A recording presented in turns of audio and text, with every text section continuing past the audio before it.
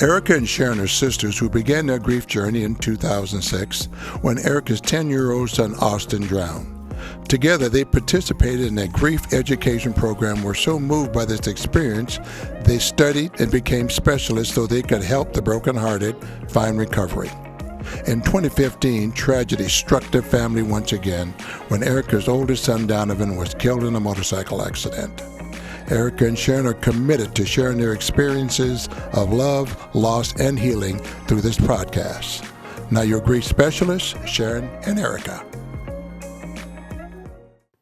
Hey friends, welcome back to Healing Starts with the Heart, where it's all about you, the griever, and your broken heart. My name is Sharon Brubaker, and I'm a grief specialist. And I've been walking grievers through the process of grief recovery for over 12 years. I've walked with hundreds of grievers whose hearts are broken. But I want to introduce you to my sister today because she's walked this journey with me. Hi friends, I'm Erica Honore. Welcome to another great episode of our podcast. If you have tuned in, hopefully you will take away something that really inspires you to start your journey towards healing. It's a struggle when you're burdened by the sadness and pain that comes with a broken heart. Yeah. So hopefully we will say something that will inspire you and motivate you to really start doing the work to live the life you were meant to live. We're so honored that you joined us today. And we're so honored that we can go through all these little idiosyncrasies and little aspects of grief and break them down for you. Because it could be that you have not experienced a death. Maybe that's not what brought you to this podcast. Maybe you didn't experience a divorce or the breakup of a romantic relationship. Maybe your life is just not happy or fulfilling. Mm-hmm. Maybe you want more from your life. Guess what, my friends? There can be grief in your heart as well. And you've come to the right place. You definitely have. Yeah. Wow. Because that happens a lot. Yeah. You just don't know what's making you feel the way you feel. Yeah. And I think part of that is walking the action steps, but it's also looking in your past, looking in your heart. Mm-hmm. I say look in your past, but it's really looking into your heart and see what is left unfulfilled for you or left broken. Mm-hmm. I get so many grievers that they call us, and we do many sessions with them that are just like, I'm not even sure I'm grieving. Right. Yeah. That's what they say. I don't know if I'm grieving or not, but, and then we're like, yes, you're definitely grieving. Well, if you picked up the phone, it's probably grief, and we can help you with that. Yeah. We have an amazing show today. Yeah, I'm really excited about today's show. And the title is? Choosing Recovery. Yes. Choosing recovery. It's actually really deep, this conversation. It is. Because you say all the time when we're talking and when we're working with our clients that they have to be an advocate for their own recovery. Absolutely. What does that mean? That means that they have to go after it. They have to be willing to recover it. They have to take one step forward, right? Right.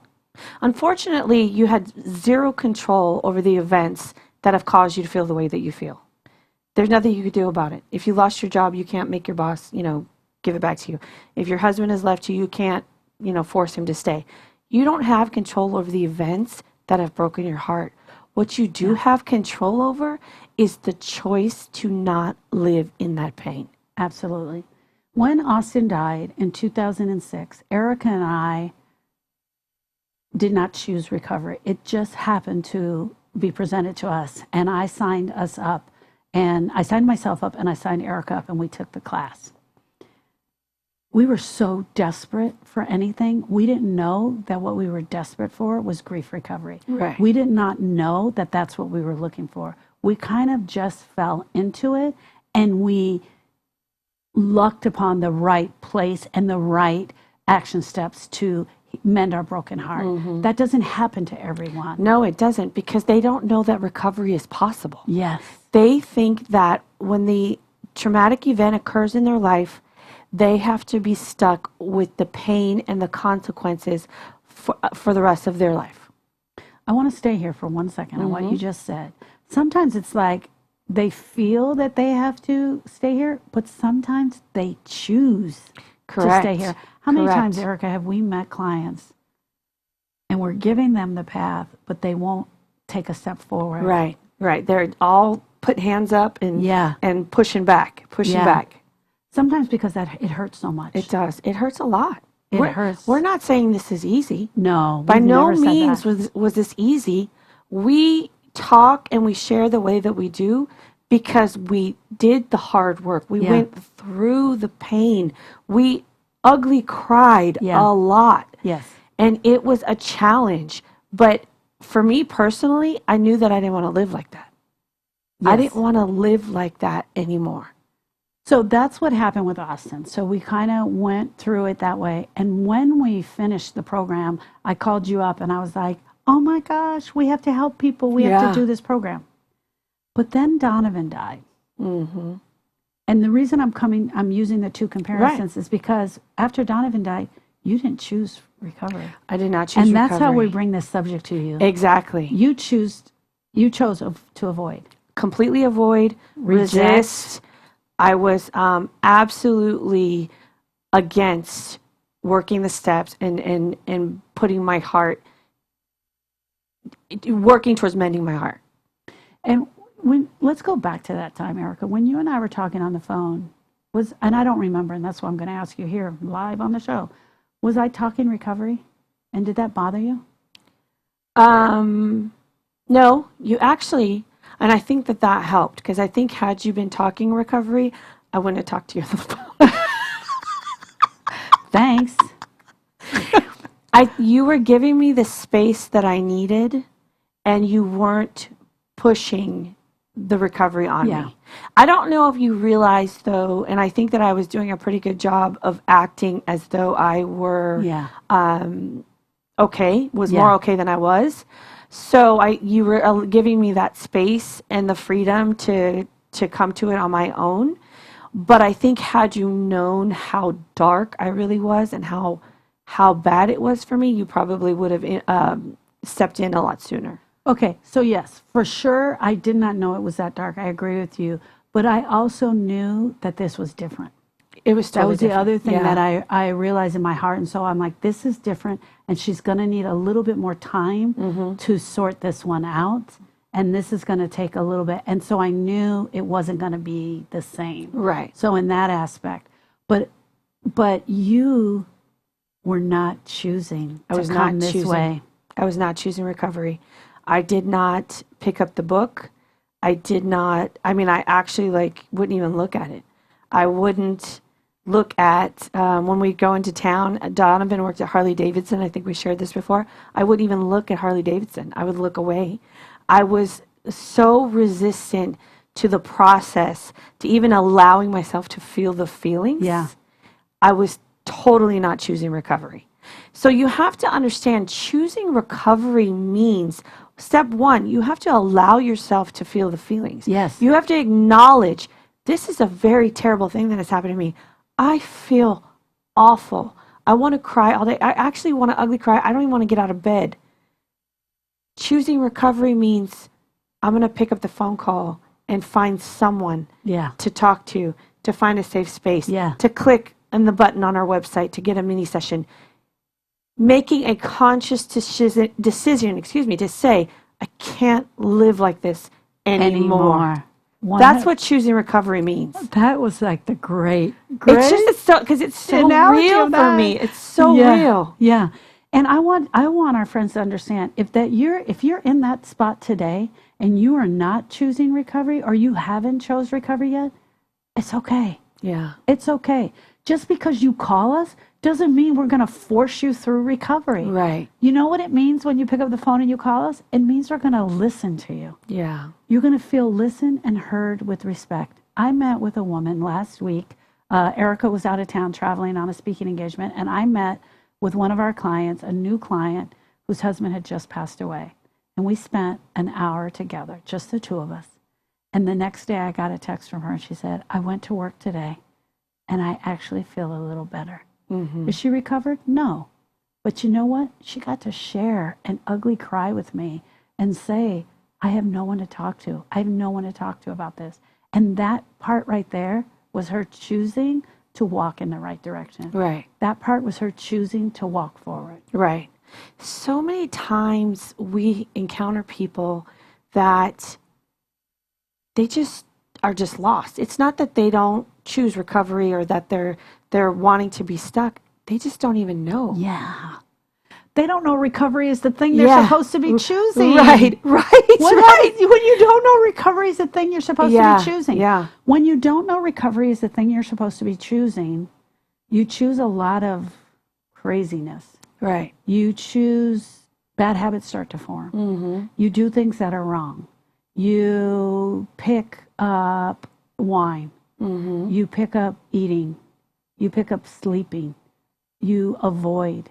You won't go out. Right. Your life becomes this miserable existence of just pain and yuck. Yeah. And numbing, Yeah. trying to numb the pain. Yeah. So it's like in the moments that you're not doing the bad habits, then that's when you're in the yuck, and it's just a cycle. It's like rinse and repeat. Yes. So you do a day of I'm gonna numb, and then the next day, oh, I still felt terrible. Then a numb, and I still feel terrible. It's just a rinse and repeat lifestyle. Yeah. Man. So choosing recovery means that you take one step in a right direction. You take one step in a different direction. You do something different than you've always done. Right. You choose to do something different. Just because you come to us doesn't mean we're going to slap a book in your hand and say, hey, you have to read this. The first thing we want to do is hear your story. Right. The second thing we want to do, we want to hear your story, but we want to share our story with you as well. Yeah. And then we want to know where you are and what is your understanding about where you are, because we can also help you in that area as well. Yeah. Right? Because it all really stems from what was your first experience with grief as a child? Yeah. And how were you taught by Yeah. the adults in your life on how to process that grief? Because we need to understand that, because because society, grief is taboo, we were all taught the most incorrect way to manage our feelings and to manage our pain. Yes, absolutely. So we really want to take you there so you could see this isn't your fault. This is not something you've created. This is the way you were taught. A second aspect of this is we need to look at and discuss with you all the people that are around you and what are they doing. One, how are they helping you? If they're not helping you, are they grieving as well? I'm grieving so much, I can't reach out and help my child, but I need help with this. Do you need help with that aspect of it? There's so many different layers to the initial grieving process, what it really feels like. Number one, I think, is just really realizing that it's an emotional experience. Yeah. So there's all these different aspects to it that we love to walk down the road with you. Well, we really do, because there is, when we work with clients that choose recovery, there is a physical transformation that occurs from meeting 1 to meeting 4, 5, 6, 7. You see them sitting up a little straight. Yes. Because they automatically feel lighter. Their heart feels free. So they might tell a couple jokes and be more engaged because they are getting rid of the pain. You see it. I actually know it really happens around week 4. I know exactly when it's going to happen. Some people, it's not that way, and that's okay. Yeah.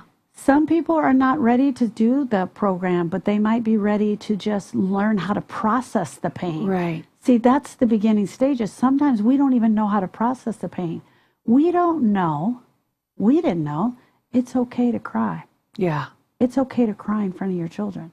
Sometimes we start there. Right. With, hey, I want you to cry. Here's the other thing.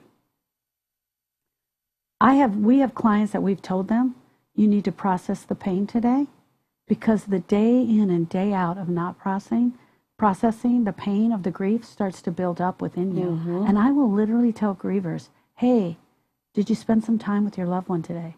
Did you spend some time with the loss? Divorce? Pet loss? Did you spend some time thinking about it? Where are you feeling that in your body? What does it feel like? Sometimes we have to start there. Yeah. That's what what's going to happen when you choose recovery and you take one step towards us. I mean, if you take anything away from today's show, the most important thing I want you to remember, and something that I had to learn You have to be an active participant in your grief. Yeah. You have to take charge and take control. You have to be the hero to yourself. Yes. Because no one is coming to save you. Yeah. Unfortunately, we've been, raised with the damsel in distress, or the superhero is going to come in and save the day with their cape. That's not going to happen here. I'm so sorry to tell you. You have to save yourself. You have to know that it's okay, and you have to know how important it is. And when you take that step forward, and you take the step forward in our direction, we will get on that journey with you, and we will hold your hand, and we will walk you through it. It's almost like you're entering a dark cave. It's completely dark, and you look in that cave, and you're like, I am not going that way. But Erica and I take your hand, Yeah. and we walk you through that dark cave because we know it inside and out. And on the other side of that cave is light. And you come out lighter, Oh, yeah. feeling a little better, Yeah. feeling the knife that's been stabbed through clear through your heart has been removed. Right. There are going to be, a lot of dark days during the process. It's Yeah. not going to be easy, but it is so worth it, because consider the alternative. You don't choose recovery. Yeah, And then your day is just filled with sadness, yeah, pain, tears, and just really isolating yourself from your loved ones, because you don't feel as though you'll ever experience real joy again. And that is not, it doesn't have to be that way. That's not a way to live. If you are grieving the loss of a loved one, do you think your loved one would want you to choose a life that was ended in pain and misery? yeah, They wouldn't. I know for a fact my boys want me living the life that I'm living today. Smiling when I talk about them, sharing memories that just swell my heart up with pride and love. They would not want, Donovan for sure would not want me to live the way I lived that year after he passed away. And I slept through most of the day, and I made up stories about how I was doing housework and I wasn't even getting out of the bed. He would not want that for me, No. because we had so much more when he was here. And he would want me to have all that and some. yes, absolutely. Everyone, if we live long enough, will have a grieving experience in our life. But it doesn't mean our life ends that day, No. even though I know it feels like it. Trust me, I know. Go to healingstartswithaheart.com and set up a mini session with us. Let that be your first step. Choose recovery today and choose to set up a mini session. We are honored to walk this journey and path with everyone that is suffering. Erica, before you tell us where they can find us, what's your final thought for today? My final thought for today is, I'm so glad I chose recovery. Yeah. I mean, I'm not even saying that just because this is, I am really saying that from my genuine heart. I am truly living my best life still. Yeah. My husband and I have such a great relationship. My children and I have such a good relationship because I chose to heal my broken heart so that I could be available and present for them and with them. Yeah. My final thought is this. I'm sorry that your heart is broken. It just breaks my heart to know that you're there in pain. But I want you to know we're here for you. And we will stick by your side. Thank you so much. Where can they find us? They can find us at, for email, sisters@healingstartswiththeheart.com. They can find other episodes of our podcast on iTunes, Spotify, and SoundCloud. And we have such a great website. I'm so excited about the website. If you go to healingstartswiththeheart.com, you can find us there and schedule your mini session. Choose recovery. Absolutely. You will not regret it. Thank you. Thank you, friends.